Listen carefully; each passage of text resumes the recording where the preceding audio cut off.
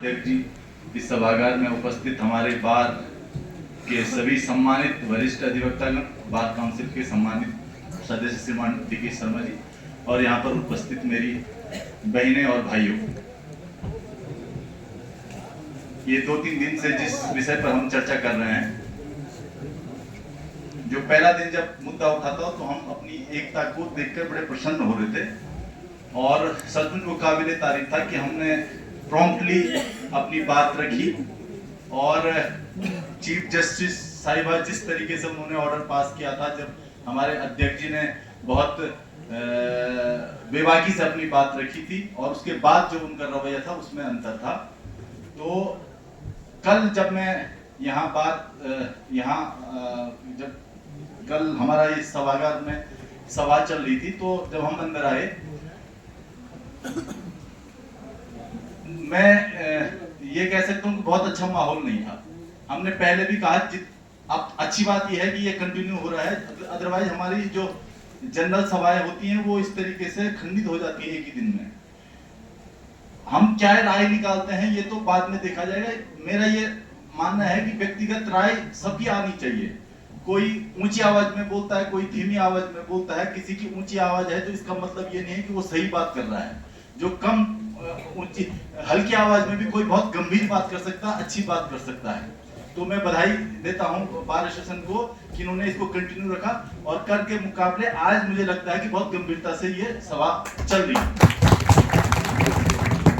देखिए, जब भी कोई आंदोलन होता है उसके पीछे कोई ना कोई कारण होता है और आंदोलनों को तोड़ने की साजिश रची जाती है, चाहे इस तरफ से हो, चाहे उस तरफ से हो या दोनों तरफ से हो। मैं तो एक ही रिक्वेस्ट करने यहाँ पर आया हूँ कि जब हम एक परिवार कहते हैं तो एक परिवार की तरह लगना भी चाहिए कि हम एक परिवार हैं। तो जब ये परिवार की लड़ाई है तो हमारे परिवार का जो यहाँ पर नेतृत्व करते हैं हमारे बार एसोसिएशन करती है और वरिष्ठों को हम अपना मार्गदर्शक मानते हैं। वरिष्ठ जैसा हमारा मार्गदर्शन करते हैं, हम उसके अनुसार ही अपनी बात रखते हैं। आज की बात नहीं है, पिछले जब आप लोगों के आशीर्वाद से हमको बार एसोसिएशन में आने का मौका मिला था, तब भी ये विषय उठा था।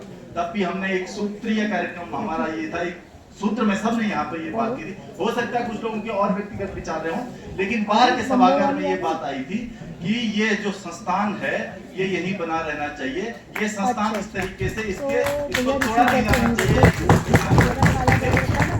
यानी कि फुटबॉल बना के रख दिया है इस संस्थान का।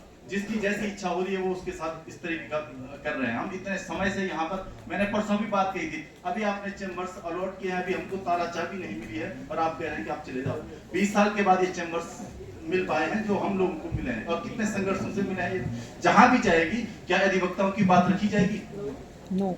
रंगनाथन जी ने जब बैठक रखी है वहां पर वरिष्ठ अधिवक्ता और बहुत सारे लोग थे। उन्होंने बात कहां से शुरू की? अरे यहाँ जज की संख्या बढ़ने वाली है। अब जो हमारे वरिष्ठ लोग थे वो तो फिर हो गए, पहले तो बाहर तो कह रहे थे कि हम तो तोड़ देंगे, फोड़ देंगे। अब जो लॉलीपॉप उन्होंने दिया उसके बाद बात ही चेंज हो गई। सही कह रहे हैं, बिल्कुल सही।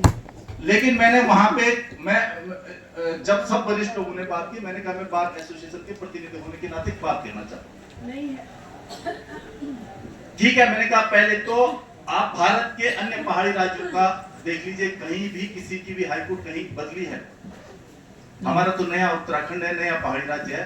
आपको यहाँ ठीक है, आपको लगता है कि यहाँ बहुत दिक्कत हो गई, अब तो जाना ही चाहिए, अब तो बहुत मुश्किल हो गई, नहीं रहा जाता है नैनीताल। ठीक है, जाना चाहिए। आप जो भी जगह तय करेंगे हम तैयार हैं।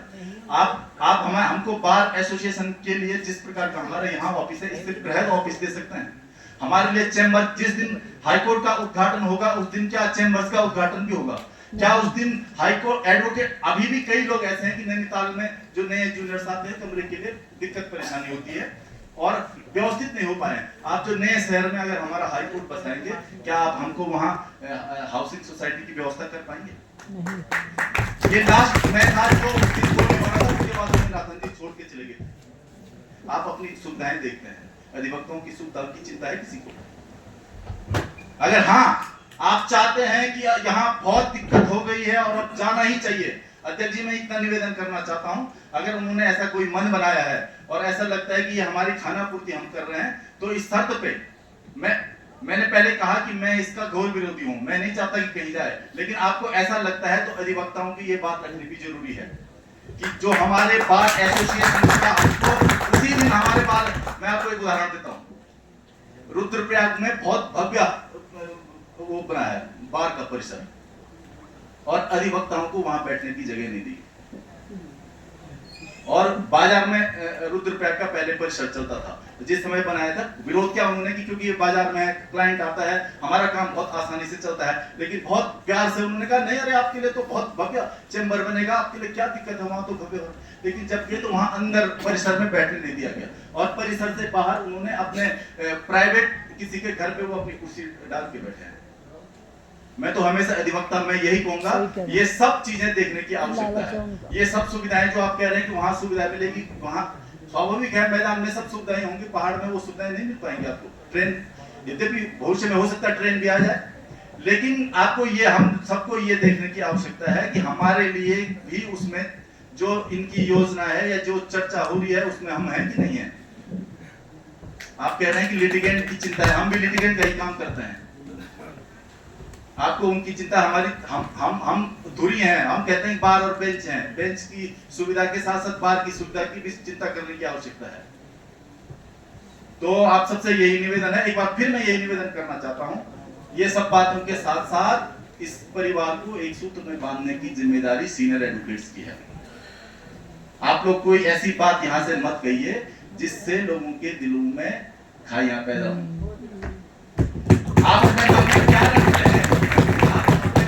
रखते हैं, ये अलग विषय है, लेकिन जब आप सामूहिक किसी मंच पर कोई बात करते हैं वो दूर तक जाती है, उसके परिणाम अच्छे नहीं होते हैं। तो मेरा आप लोगों से, वरिष्ठ लोगों से यही निवेदन है कि छोटे को भी उतना ही महत्व मिले, उसको भी इतना ही महत्व मिले, सबको बराबर महत्व मिले। जब हम कह रहे हैं कि हम परिवार हैं, तो परिवार में परिवार की भावना परिलक्षित होनी चाहिए, और हम इस लड़ाई को बार एसोसिएशन के नेतृत्व में जो ये निर्णय लेंगे उस निर्णय में इफ एंड पट कहीं नहीं है, हम उनके साथ खड़े हैं। और जो भी भूमिका, मैं बार बार कहता हूं, बार एसोसिएशन जो भी भूमिका एक अधिवक्ता की जो तय करेगा, हम उनके साथ खड़े हैं। आप सबको बहुत शांति से सुनने के लिए बहुत बहुत धन्यवाद।